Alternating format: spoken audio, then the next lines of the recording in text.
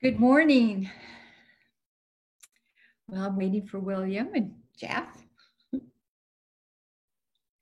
So today we're having our wonderful Reverend William is going to be joining us. And I'm looking forward to this. Make sure you unmute yourself, Rev. Can you hear me, Reverend? Oh, there you go. Yes, I can. In fact, actually, I love your name, Dr. Laura. Huh? I love your name. I'm Reverend William Conway. I'm interviewing myself. Am I the fourth then? Yeah, that's right. Yes, you are. You're the fourth. Because I'm using your link because I couldn't find my link. I'm sure Jeff will fix it. There he goes. There he goes. So how are you today, Reverend William? Wonderful. I'm absolutely fine. Couldn't be better. Well, I'm happy I got to do this interview with you since I've known you for so long. You went through practitioner class with me, which that was a little shaky. Didn't know if you were going to make that. And here you are, a minister. How does that feel, William? It still hasn't sunk in. It feels surreal. It feels like it's speechless. I can't. Me? A reverend? Are you kidding me? How does that happen? One day at a time, I guess. That's right. Miracles happen all the time, William. Exactly. That's how I feel even about me. So I get that feeling. It's even now when people say Dr. Laura, it's like, oh, where is she? And so anyway, so it's great to have you here today. So I always like to start and ask people how they found the center, how they found this teaching. Could you share that? Because I think that this is something that most of us, there are very few of us that were born into this. That's true. Yeah, definitely was not born into this. It was basically, maybe about 14 years ago or so, about 2006, 2005. Well, anyway, Elizabeth, my wife, basically, I know that I'm not supposed to be talking about her, but that's okay. So she basically got a job here at answering an ad to be a bookkeeper because Madison, our youngest, or her youngest, my stepdaughter, was over at the Washington Charter School. And so Elizabeth is very big on family and being there. And so she was just right across the street. And it just turned out perfect. So she went to one of the services and she says, hey, you got to check this thing out. And I'm not spiritual. It's funny. I'm not spiritual at all. I'm not religious, I guess I should say. So came to it, listened to Dr. Joe, and it immediately resonated with me. And I liked the talks. They were real. They weren't talking about something outside of yourself or talking about some woo-woo type of thing. It made it practical, and I could wrap my head around that. And so I just started attending and haven't really missed a Sunday pretty much since. And because it was so mathematical and there's a process, a formula, if you were to say, I started taking classes because I wanted to understand how it worked, how I could direct it, which ultimately means I'm actually directing my own life, directing my own thoughts, having more control over those rogue thoughts, I guess. Right. And so one thing led to the next. And just like Dorothy starting on the yellow brick road, I finally got to Oz. There you go. There you go. I also would like to welcome everyone that's watching today. And if you have any questions for Reverend William, this is your chance. This is your chance to ask him questions. Definitely. So, and then so you've been at the center now, how many years do you think it's been? How long? Probably 10, 14, 15 years or so. Wow. That's probably about the time I was becoming a minister.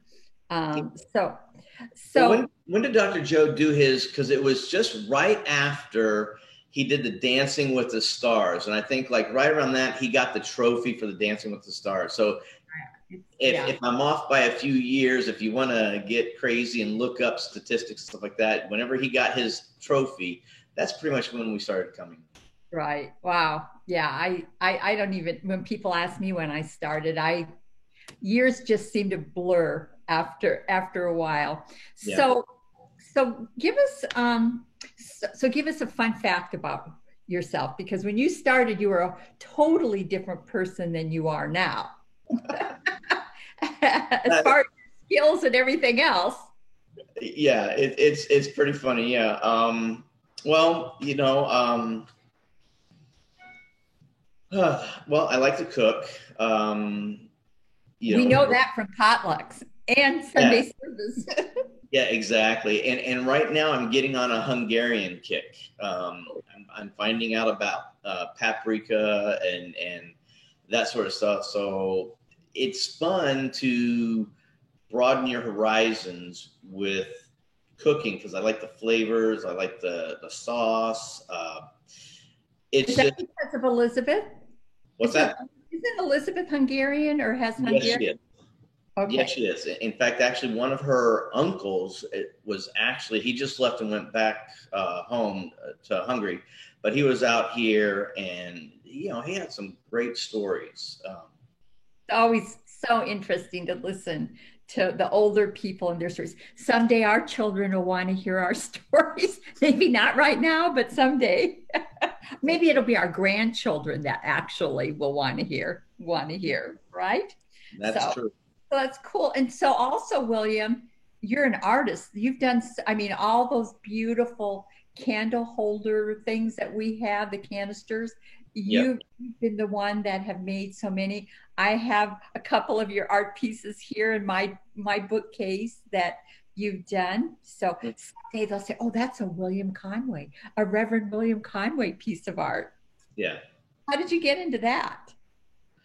Um, well, when I first started off, back in the early, I guess 2003, 2004 is when I finally became an artist with sandblasting and doing glasses and wine bottles and things like that. And I was able to do artwork on those. And it just kind of grew from there. And so the vases and stuff that I do are just where I do a lot of sandblasting on there to where I do the words, stuff like that. And it's a negative process to where the letters themselves stay clear, but everything else gets frosted. So everything has that nice frosted look. And so when you put a candle in it, it just has a really nice glow to it. So, Wow. and it's just nice to have those words, things of words that are, positive. And then you can spin the vase around and have various words that have sandblasted to get those as far as something that you see. So I might have love on this side, but there might be joy on the other. So you could rotate it around, and now you've got that nice word as a prop for you to look at and get that type of energy and stuff like that. So that's really nice. But I do a whole bunch of other stuff. I do shower doors, windows.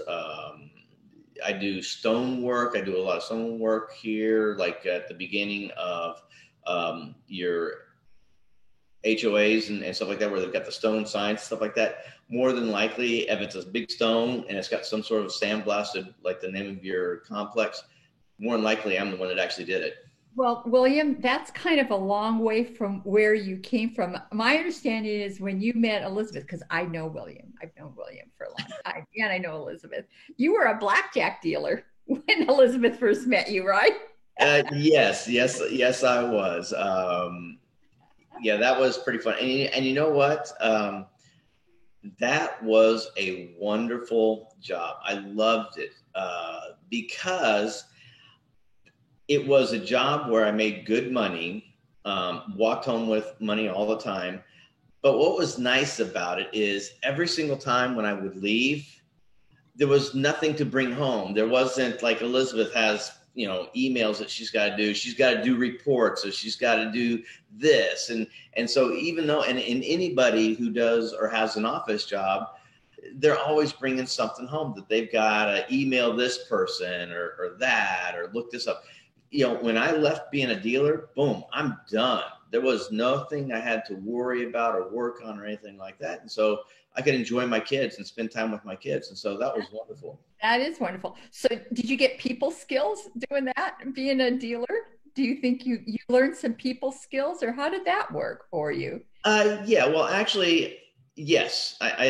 Being in the public, I started off when I was younger in retail sales. I started off doing home audio, doing theater, speakers, stereos, that sort of stuff. And so, being in sales, you have to deal with the clients, and you work with people, and so you get that type of dynamics, and you understand, dealing with people. And then being a dealer is also the same thing. And so that just allows you to deal with the dynamics of people and understand that. And what's wonderful as a reverend or preacher, it allows you to hear them and listen to them, not necessarily buy into their drama, but see the truth of who they are. It really is amazing how, as you become a reverend, all these things that you have to have in place to be able to listen to people, but see the truth behind their story, that all comes from all of that, to where everything that I've done has led up to this point right here and right now. So I see the connection with all life, and there it goes. And here I go. I'm getting off on a tangent, but that's again where this philosophy and knowing how God and the energy of life is, how it's all connected. So everything I've done back when I was a child and younger as an adult, all that stuff I learned how to do with dealing with people automatically comes over and works with what I do as a reverend. And it allows you to be open to ideas, to be able to acknowledge that person that's having either trouble or who's actually having a great life, but really wants to maintain or direct even better their life. So just because you talk to us as reverends doesn't necessarily mean your life has to be going the wrong way. It can absolutely be going the right way, but you just want to be even better. And that's what I love. Right. Well, you have an interesting childhood too. You traveled a lot, and so what is like your favorite, one of your favorite childhood memories? We've been asking all the ministers this. My favorite memory is, well, I'm from South Carolina, and I've been up and down the East Coast. I was raised in the military, but I was never lucky enough to be one of those military families where they were out of the country. It was just mainly up and down the East Coast. But however, and my dad and the family basically stays in South Carolina. And there's a lake over there called Santee. And I remember this lake house that was granddad's. And it was built way up high, and you had to walk maybe about 30 yards down the walkway, and you had that nice long dock, that, the pontoon boat was there, the fishing boat was there. But just being there in that house, I thought it was a mansion. And I've looked at it before now, because when my granddad passed away, he actually sold it because he didn't want the family to fight over who got the lake house. And so he just sold it. God, I wish he didn't do that. So I actually looked it up to try to find it. And when I saw it, I'm like, well, this is just like a regular size house, but I thought that it was this huge mansion. But anyway, I loved going there, and we would play with the cousins and the uncles and stuff like that. We would play hide and go seek or tag in the water, and we'd swim underneath the pontoon boats and stuff like that, and around the dock itself. But just to have that, and water skiing and riding on the inner tube, that is so much fun and such a great memory. Oh. Yeah, it is amazing when you go back to visit a house that you grew up that seems so huge, and you come up and you go, that's it? Yeah, exactly. To me, it's because we were small. Exactly. I don't know what that is. So, well, I see here that there's something about you that's very unique, and I want to ask you about that. So you want to tell us what's something that's very unique about you? About the way you meditate? Oh, yeah. If anybody is part of our center, they absolutely know. The way I meditate is I get on my Harley Davidson and I go for a ride. And I just, because there's no radio, no anything, and you just hear that humming of the engine and you're just there by yourself.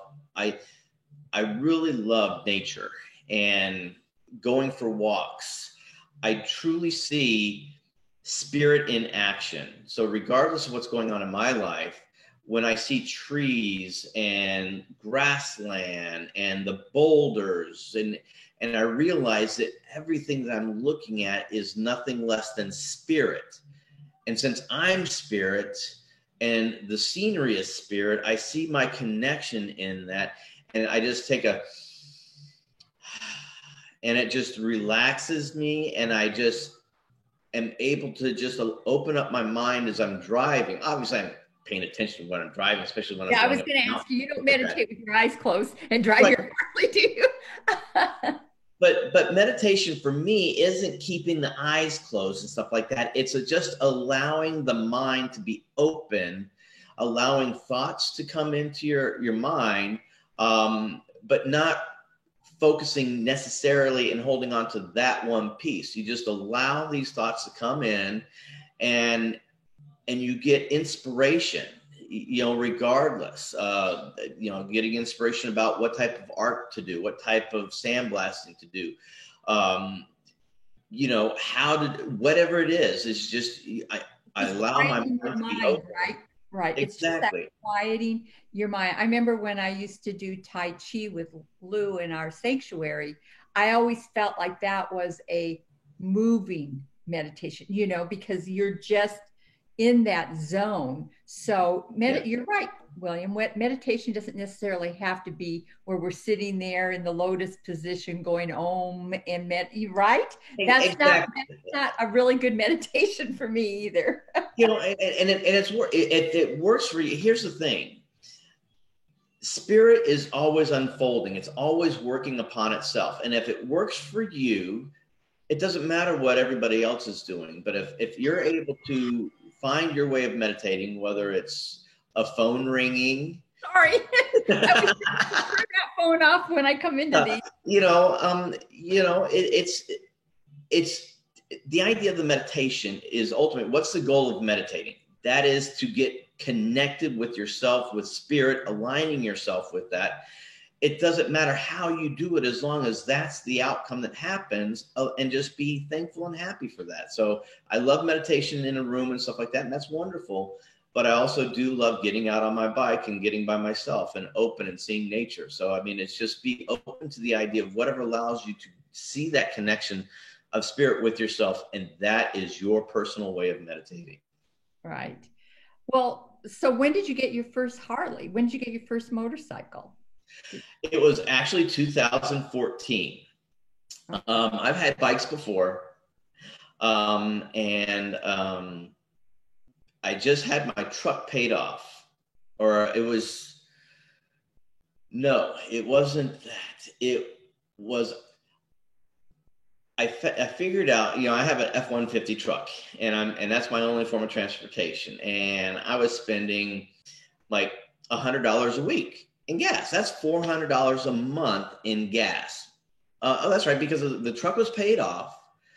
So, but it was still $400 a month for gas. And I'm thinking, well, if I get a Harley, I know that you get 35, 40, 50 miles to the gallon. What I spend on getting a Harley would be cheaper than actually doing gas in my truck. So by getting the Harley, saving myself money, which paid for the Harley, and now I've got a bike that I absolutely love. So it was actually technically a used bike. And it's an 01, and I got it in 2014, but it only had 28,000 miles on it, which is nothing. Well, William, you've got the Harley look. No, yeah, exactly. You definitely have the Harley look with that hair and the facial hair and stuff. So you're going to be our bike minister, right? You're going to be That's right. I'm going to teach everyone about balance. That's what it is. I'm going to teach everyone about balance. Well, isn't that being on a motorcycle is about balance, isn't it? That is true. And so that's another metaphor for what we're all trying to do in our lives is to have balance, right? Yes. Yes, exactly. William, you are known for your you've got a great quote. What is your favorite quote, William? As if nobody knows this one. My favorite quote is "Buckle up, Buttercup." And it was funny because this morning I was thinking about that and going, "Buckle up, Buttercup," because it goes for everything. I mean, it really is about life, and no matter where you are. Those of you who are listening and watching, no matter where you are in your life, the idea that it's spirit unfolding and you have the control to change how that is absolutely unfolding. So to say, buckle up, Buttercup, you're actually saying it to yourself, because as you change your thought, you change the dynamics in your own life. And because you may be thinking differently, you're not used to that, the buckle up is get ready. Change is coming. Get used to it, be prepared, and enjoy it. And so that's why I really like the buckle up, Buttercup. In fact, actually, I've got another little thing. Elizabeth and I were out driving. We went up to Yucca or 29 Palms, up in that area, just kind of driving around. And there was this converted gas station, which was an kind of like they had art and stuff like that in the back room and stuff like that. I found a patch that actually says, "Suck it up, Buttercup." So I had to get that. I love that. So you buckle up, Buttercup, but I also have "Suck it up, Buttercup." So, William, what I've loved about all these interviews is how everybody's journey, I mean, isn't it amazing when you look back on your life, William? I mean, I remember locking you out of practitioner class because you were that was remember that because you were I manifested that. Oh, we have Brave Human here. It says, "I find washing dishes to be meditative." Exactly. You can find those beautiful ways of just being in the, it's kind of like the Karate Kid, that's what he was being taught, is to get out of it, just doing these non-thinking things. Right. And but yeah, when you look at your past, and what I always tell people is, like students and so forth, is, and everybody, is that everything that you did led you to this moment, and that history that you have, and those life lessons and those challenges and the wonderful things are all part of the journey. Don't you agree? Oh, absolutely. Absolutely. There's been some things, I've been through a divorce and that sort of stuff, but looking back on my life as an entirety, I've got gratitude for everything, for the multiple stepfathers that I had as a child. There was a few years back, I actually did a Father's Day thing, and every one of my fathers, thanks for being born. One was thanks because that, he taught me discipline, the yes sirs, the no sirs. My mom's third husband taught me just peace and just be calm. And then my father-in-law from my first marriage, he taught me a sense of humor. And so I wrote this nice paragraph about every single one of them. So I don't look at it as life. You can look at things as mistakes and issues or things that you didn't like. But if you look at them from a spiritual standpoint, everything is a learning process, which allows you to be a better person now, because that's exactly what there is. There is only right now. So all this stuff in my past allows me to have more tools in my tool bag upon which to draw out, so that when there's that issue of I'm at the grocery store and somebody comes up to me and has some sort of issue, I have these tools readily available for me to be able to come from that standpoint of spiritual truth to help them out. And let me tell you what, to be able to talk to somebody and see their energy level change. Wow. And I have no clue what's going on with them, but talk about receiving a gift. Truly, by giving yourself, and this whole thing about give and you shall receive. Oh my gosh, I love to give, because that receiving part of it, which I'm not expecting, but when I sit back and listen and feel that, is so powerful, which allows me to have that energy built in me to be of service for the next person. But I love the now. Exactly. Yeah, I get that. That is so amazing. So let me ask you, so having had so many fathers or so many male figures in your life, you have two sons, Ryan and Dylan, right? Right. So what lessons, I always like to look at my childhood and things that may have been challenging as I was growing up. What lessons did you learn that from your dads that you wanted maybe to go the opposite way with your sons, or create a certain type of relationship with your sons? What about that? Do you feel that you learned a lot that you could pass on or father differently? Without a doubt, without a doubt. I remember growing up, and I love to learn, but sitting still in a classroom was definitely a challenge, because my mind is going like a ping pong all over the place. And nowadays they have medicine for that sort of stuff. And honestly, to tell you the truth, I really don't believe in that. Allow the mind to be that ping pong, because it truly is working in a way that allows everything to come in and take notice of, and then able to formulate it. But anyway, so when I was getting in trouble, let's say I'm doing a homework, I'm not doing homework, I would be getting yelled at. Doing homework? Oh my goodness. Oh my gosh, I'm sorry. But I would be getting yelled at, and they're trying to tell me something like I'm not good enough, or I'm not this, I'm not that. And obviously I would keep my mouth shut because I didn't want to get spanked. But I would have in my mind, like, that's not who I am. I know how smart I am. Regardless of what you're telling me as my parent, I know how smart I am. And I am so thankful that I had that type of strength inside of me, which has actually led me to this chair, this interview today. But it's growing up as a parent.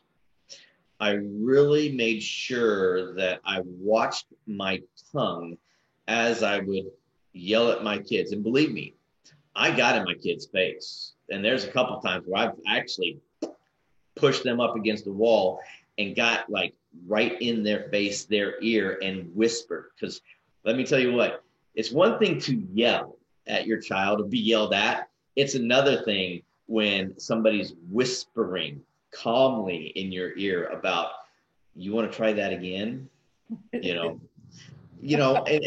But to show the respect and knowing that I always try to discipline my children, but not to put them down, and come from that standpoint. And I think I did a really good job. In fact, actually, Dylan, my youngest, like growing up, I would even say yes sir, no sir to them as children. Dylan would be 5, 6, 7, and hey dad, yes sir. And that's just how I was. A few years ago, as he's a young adult, he actually brought that up and said, I'm so thankful for my dad who taught me about respect, because he even called me sir.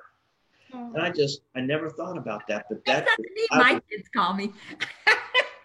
I was blown away. I was speechless. And I just said, wow. I mean, to have that type of insight, to know that I must have done something right, So I'm just happy with it all. Yeah, that's good. Again, I want to tell our viewers, if you have any questions for Reverend William that I'm not covering or that you want to know, whether it's spiritual or personal, please go in the comments and write a question or a comment and participate in Yes, this please do so. conversation. Yeah. So so tell me, how has Science of Mind impacted your life, William? Do you feel? Because this is such a, but you said from the beginning there was something in it that you liked because it wasn't the religion, it wasn't the dogma, right? Right. Exactly. It wasn't, it took spirituality from that woo woo of talking outside of yourself, thinking that something's going to happen. I remember as a child and growing up in Catholicism, I never understood Oh, about. we have a lot of ex-Catholics Oh, as ministers. well, it's a there's a lot of followers. There's a lot of followers. Yeah. But I remember and not understanding what the church was about as far as the organization, but more of about God. Because when I was younger and I lived in Jersey, I went to St. Joseph, which was a Catholic school. But I never understood, if God is everywhere, then why do I have to go to a building on Sunday to talk to God? I remember riding my, you know, orange Huffy bike with the white banana seat, you know, Uh, uh, riding around and going, God's everywhere. I'm talking to God right now. I don't need to go. And and and so when I came to this philosophy, it it brought that memory back up, and that's what I loved about this, that it's not some sort of woo, it's an energy, it's a formula, there's a process. But more importantly, it's my own thoughts that create this. And I'm like, holy crap, you know, I've got no one to blame but myself, and everything that happens in your life, even things that are outside of your control, ultimately you have to look at it like you brought that in. And since you brought it in, you know that you have the power to change that. And that's where the beauty of this philosophy is for me, is regardless of what my life is like right now, I can change it with just one thought. right. I like that idea too, William. And I like the thing is I have to remind myself that if something bad is going on, there are no victims in Right. Science of Mind, right? We take full responsibility for everything, Yeah. and we take responsibility for how we react. Sometimes we might not be able to, if somebody does something, that's there, but there's something there for me, and I called it in for Right. my growth as a spiritual being, as a being Right. here. So, isn't it amazing when we're young the insights that we get quietly in our mind about the wah wah wah that people are telling us Oh, about yes. and about God? Like it doesn't resonate with us. It makes no sense. Yep. We are, I heard somewhere that religious scientists are on the path isn't very wide because we are the leaders, in that thinking. And I really, don't you think that, especially right now, it's such a good teaching. So what was like maybe one of your biggest aha moments that you had on this spiritual journey? Uh, Actually, knowing that prayer worked. That, and I always tell people that aren't in this philosophy, I teach everybody I can about bingo. I love bingo because, and for those of you that don't know the term bingo, it's the it's the steps of prayer that we have, but done in a way that our youth ministry is able to teach the younger children so that they can understand the process. And it's basically bingo stands for begin with God. The I is include yourself. The N is name your good, which is what your prayer is about. The O is the over and out release. And so I just love teaching that, because then somebody who's not, Not the G, William. oh, oh, oh, gratitude it's got to be the gratitude, and so the G is gratitude. You're absolutely right. But to be able to talk to somebody, regardless of what their background of faith is, to be able to allow them to walk away from me and understand the process of a formula. Our spirituality is a formula, because just look at what's happening around us. You're teaching quantum physics, and now science with the quantum theories and quantum physics are starting to realize and see that spirituality and life and mathematics, science is one and the same, because we are talking about the same thing. It's energy, it's power. How do we use it? Because it's always been there. Yeah, yeah, prayer. Yeah, and just the way that we pray is, being raised Catholic. We had our Hail Mary, our Father, and I remember my looking back on it now. My parents, after I was married, they never did this when I was little, but they would say the rosary every night. So every time I'd go visit them, we'd have to go, oh God, got to do the rosary.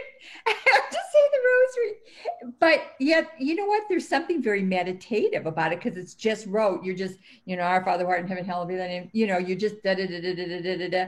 But it is kind of a form of meditation too, isn't it? It's no different than the 108 beads that the mala beads and what they do. It's exactly the same thing, but that's again where you see the commonality of these various types of beliefs. And that's the one thing that I really love about our philosophy, is that for the most part, we've taken a culmination of what's the truth of these, see the commonalities, and see that that's right there is I don't want to say the true path, but that's the common thread upon which we base how we think in our philosophy. So we take those common features amongst all these other types of philosophies and beliefs and religions, and see the truth of what each of them are. And I love every single one of those philosophies and those religions. I don't look at one as right and one's wrong, because they're not. It's all the same thing. Right. Yeah, exactly. That is one thing I love about our spiritual centers is we're not, like if we meet somebody that's from the Lutheran church, which is our neighbor, it's like, yay, it's working for them, and that's so it's like Science of Mind works for us. It seems like the logical thing that everybody should be doing, but yet different people have to hear it in different ways. And that's one thing I did love about our teaching too, is the fact that we accept all religions. We're fine with it. If it's working in your life, then bless you on your path, and that's great, and just don't try to convert me, and we won't try to convert you. We'll just share who we are, right? Exactly. And one of the things, I love analogies, because it helps me to grasp abstract concepts if I can find an analogy that works with them. And one of the analogies that I like to use when I first started in this philosophy is education in schools. You have grammar school, you have middle school, high school, and then you have college. And I was liking organized religion for the most part to be like high school and grammar school, where you learn 1 + 1 is 2, and you learn your basic formulas. But when you get into college, that is something entirely different. However, it's all based upon what you learn in grammar school. So it's the next level of learning. So I like our philosophy and akin it to being like in college in religion, that we're not disowning or taking away from where you came from. It's just to take that knowledge and bring it to the next level, to where it is more of a function that you can use, still based upon that philosophy. I mean, look at Reverend Dale. She came from Judaism and stuff like that, and she still does all of that sort of stuff, and she honors her base faith, but she is totally immersed into this. So it's not either or. It's just it's the involvement of whatever your philosophy or faith is. And that's what I love about this. And that's why we're so open. Right. Well, because I remember somebody saying, "Oh, but I feel so guilty if I come to your center and I don't go to mass." And I said, "Go to mass on Saturday. Get that ritual. There is something beautiful about the ritual Definitely. and so forth." I said, "Do that." But I said, "You can still come and really learn and enhance and really maybe even take your religion to a deeper level." Yeah. Which really, I think, don't you feel like, I'd love to hear from some of the people watching as to why they were attracted to our teaching, or if they're not in our center, what questions they might have, because you have two experts here, two ministers here that can help answer those questions. Absolutely. But yeah, I that is one thing that I love about our teaching, because we don't squash anybody's beliefs or whatever. But you're right. And I think that and we're called religious scientists because we understand the science aspect of prayer, what it does, working with the subconscious mind and the conscious mind, and the objective and the subjective, and how do you create the life that you want through prayer. And what prayer really is doing is tapping into that subconscious. Yeah. So yeah, so you've been a minister now, what, 17 days? And but it's at different times. It's not what we had expected.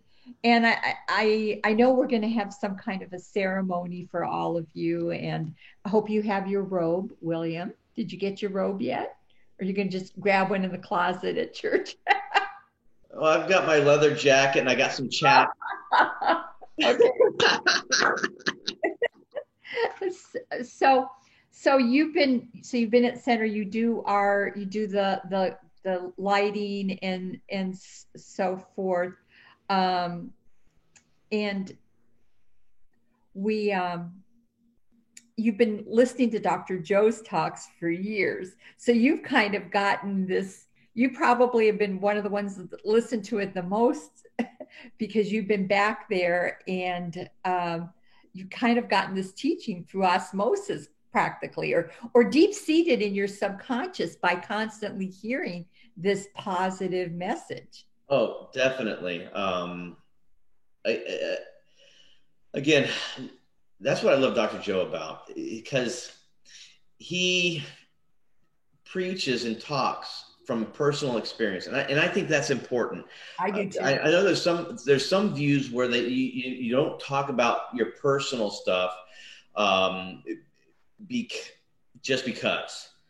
I don't agree with that. I don't either. There's things that you don't talk about, but every day you're learning, you're expanding, because life is not stagnant. This philosophy, from Ernest Holmes back in the 60s, it can't be the same exact philosophy back in the 60s that we are now, because we're now, 40 years, 50, 60 years, there's 60 years worth of growth. And if you think that there's no growth within our philosophy, then it ultimately becomes like other religions that are stuck back in the past. But we're about the future, and about the universe is always expanding. Well, if it's always expanding, that means that there's things that we don't know about spirituality because of the conscious level that we have as a society. But it is up to us, you as a reverend, me as a reverend, to all of my classmates. We take what we've learned and we now take the next step, and come from that standpoint, and taking in life and taking in things that don't have anything to do with religion or spirituality. But for me, I understand that everything is spirituality. Driving on the freeway and seeing cars whizzing by, that's spirituality, because to recognize that everything that you're seeing is nothing but God. And coming from that standpoint, that realization, you understand that everything that I'm hearing, seeing, smelling is an input of an expression upon itself, and how I react to it is then giving out to the universe that expression. And so I see that connection. And so that's why I don't have to meditate and be in a certain room, but I can be in life, and I can be on my Harley and see life unfolding and see the connection with life. And I just.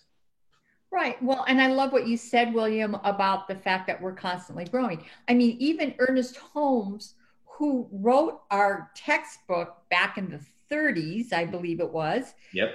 He said that one day science and religion will walk hand in hand. And that's why I like the quantum physics, because it gives you the science behind how our thinking affects our reality and so I do love that. And just think of where we are now and where we will be maybe 10 years from now with what we become aware of, because we're constantly expanding our awareness and our consciousness and so forth. So these are great things. So going back to your installation, aren't you guys doing an introductory video or something? Have you done one yet? This is last minute Reverend William. Let me tell you. Last minute William. That's right. We're gonna have to title him that last minute Reverend. Exactly. Oh, that's funny. I can tell you so many stories about William in the last minute, but you know what? He does it. He does it, and he does it well. And so that's one of the things I'm excited about William. William also, which many of you know, and those of you maybe who don't go to the center, he's our church handyman too. Elizabeth puts him to work. Elizabeth is our director. Elizabeth is the one that makes that place run. In fact, I've told your amazing wife that if she leaves, I'm leaving, because there's no way I could step in and do all the things that she does as so wonderful. I've gone into the office a few times during this, and there's William too, right there, her left-hand man, answering the phones, fixing the Xerox machine, fixing a light, doing this, doing that. He's redone the whole bookstore. And anyway. Well, it's funny. It's funny about that because unfortunately, I think Elizabeth found out my secret. What is that? We all want to know. When I say, "Oh, I can't do that." "Oh, I need XYZ done." "Oh, I can't do that. I don't know how to do that. I can't do that." She found out, no, there's no can't in my vocabulary, because I may not know how to do it, but I can figure it out. And so she doesn't buy into the fact that, I can't do that. So whenever I tell her that, she knows that that's my code for saying, I don't want to do it. Right. We have a comment here from Cool One that says, the formula for prayer and science of mind is a meeting point of science and spirit. It is the link. And for me, and that is so true. If you understand the science behind prayer, then they're more powerful. Exactly. So that's what I've been really somebody said I could lend you my robe. I don't know. My robe is very feminine and very fitted, and it has the red for doctor. But I've got an old one that he can have. I'll be happy to give it to him. Let's see. Anyway, but what I was going to say is it's one thing, William, though, that I'm really focusing on is it's great to understand the science behind our prayers and stuff, but that's a philosophical understanding or an intellectual. You got to bring it to the heart. You've got to go within, and you've got to know the proper way. So it is a journey, isn't it? Going to ministerial school, and somebody says it's an inclusive spirituality and a youth group for our son. Oh gosh, you know what? Maybe we need to do a a one of these Zoom things for the kids on spirituality. That Oh, just popped into my head. That would be a great thing to do, to have the youth group, like the tweens and teens and stuff, to have a youth group where we talked about the spiritual principles. Because right now, I think that's got to be the hardest issue for parents and for kids, especially the ones like in middle school and high school going through this and not socializing and so forth. So, we'll have to think about that one. That might be another one that we do. Maybe have the teens have their own music, spiritual music and stuff, like a teen service of some sort. So that just popped into my head. You're right. There you go. So, what do you feel maybe is like one of your biggest challenges in spirituality besides your homework? What would you say if there was a challenge? What would it be? Or do you? Maybe you don't feel like you have any challenges. There's challenges every single day, but it's just a hurdle.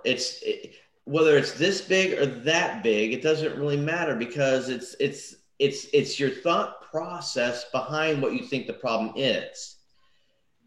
A problem is a problem.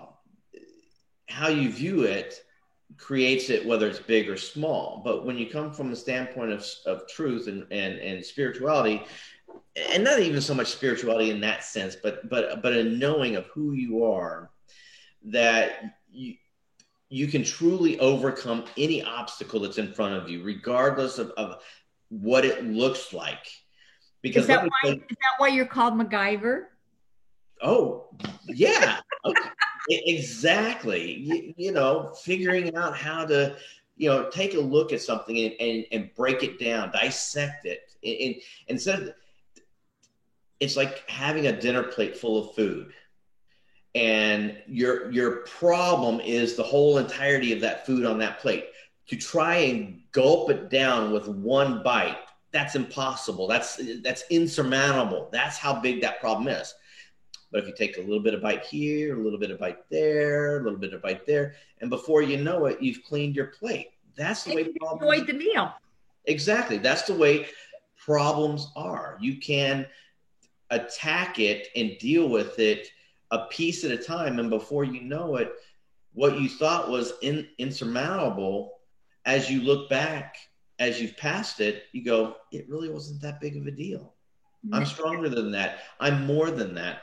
And again, that's that right there. That type of understanding is why I became a reverend. Not because I wanted to be a reverend, but I wanted more clarity, more understanding how this process, how my mind works with spirituality to create my reality. And that's why I became really ultimately a reverend. It's not to be something for somebody else, but it's to be a better person for who I am. Exactly. Because ultimately, everyone's a reverend. Exactly. Everyone is. Absolutely. I agree. So, Reverend William, what do you envision your mission to be at the center? How are you going to be of sacred service at the minute? I mean, you already do so much, but your ministry per se, what do you foresee that as being? Well, I'm actually working towards doing some sort of men's group, not like what we had before, because I was with Scott Pryor and I way back. We had a men's group, and it turned into a Saturday thing. And then Scott and I, because we like to cook, it become into cooking for the guy. Potluck. Yeah. And that's. You love to cook, but not that much, huh? Been there, done that. But what I want is, I see that a majority of our congregation is definitely female, and you with your sacred circle and your book studies, stuff like that, ladies have a lot of avenues in which to get together and talk and do that sort of stuff. And guys, we aren't really like that. We get together, but we say, a 5-word sentence and we're good, But to be able to get to a space to where guys can get together and talk about whatever is on their minds, and come from a guy's standpoint about that. That's what I'd like to create. Whether we sit in a room and that's where we meet, or is it something where we go various places and maybe do activities along with doing spirituality. I'm not exactly sure how it's going to happen. And that's another key thing that I like to do is I don't have an idea and put it into a round peg into a square hole. I just, here's the idea. I'm open to whatever that is. But spirit gives you clues along the way because your thoughts become reality through the law and come to you every single day. You just have to be open and aware to those signs and be able to make that left turn or that right turn, or maybe even keep going forward. But to be able to recognize those and take that journey and not dictate how it happens. You put out what you want to happen, but not how it happens. And that's the journey I love. Wow, it is. It's an exciting time. Well, Bankable David says, you have been so inspiring in teaching me how to have a meaningful conversation with divine spirit, which I call prayer, sometimes thoughtfully, scientifically, spiritual, sometimes on the fly as a note to self and spirit, and he has dance. And yeah, this is a fun teaching. And I think a men's group is a great idea. And I think that camaraderie that, just like the women have their camaraderie, the men need their camaraderie in a safe place where they can be themselves, talk and have fun together and so forth. And, maybe you'll have, maybe you'll even have like a game night, just the guys or something, Exactly. And also let you know, and to give kudos out, actually Brad and I, Reverend Brad and I are planning on doing it, which is funny. It's like we're the only two gentlemen as far as the new ministers. So it's actually going to be Brad and I who are going to be putting the men's group together. And we've already met a few times about it. So we are truly excited about this whole process. Right. And another little thing that people don't know about you that I'd like to share. Oh, we only have a couple of minutes, but William is so true about the fact that there's nothing that he can't do or obstacle. He will go on the internet and he will Google and I've seen him studying how to do things and then go do it. He is so true to that. It drives Elizabeth crazy sometimes because he's on the internet looking for stuff, but he figures it out and he gets it done. Get her done. That would be another one for you, William. Get her done. Get her done. It's funny because 14 years ago, I didn't have a screwdriver to my name. Seriously, I couldn't even change. Elizabeth will say, I couldn't even change a bicycle tire. Back then, and now I can build a house. It's just, but that's the thing. And to everyone who's watching, this is first and foremost, believe in yourself, regardless of what's happening. You can do it. You are only limited, not by outside sources. You were limited by this right here. Your mind is your cage. Wow, that just came to me. Wow, your mind is your cage. Right. You're the one that puts you inside that box. And you've got the key to get out of it. Exactly. You've got come from whatever's happening in your life that you can accomplish it, you can overcome it, you can complete it. Good. Because the universe can only say one thing to you, and that is yes. All right, William, that's a great place to end. This has been fun. So I'll give you another one. You've come a long way, baby. So I want to thank everybody for joining us today and getting to know Reverend William. We've seen him around the center forever. And don't forget, there's a donate button there. Please support what we do. We do things every day at 10 o'clock. Join Jeff on tomorrow, Jeff on Seeley, as he continues the book study. And so I think Reverend Charles should be back tomorrow. And I don't know if he'll be in on with Jeff on or not, but This has been fun. It's been fun for me to do these interviews with the three of you, and I feel very blessed, William. Congratulations, Thank you. and make sure Jeff wants you to know, make sure you get your video in. It was supposed to be done Wednesday. Yeah. So anyway, thank you all, and we will see you tomorrow at 10 o'clock. And don't forget the Sensational Six on Wednesday. Thursday, Reverend Charles will be, I can't remember her name. I think it's Donna Dixon. I'm not sure. But anyway, it's on our website. Check out our website. There's stuff every day. And William, thank you. And thank you for the beautiful prayer Sunday after my service. Thank you. That was a wonderful service. Okay. Bye-bye.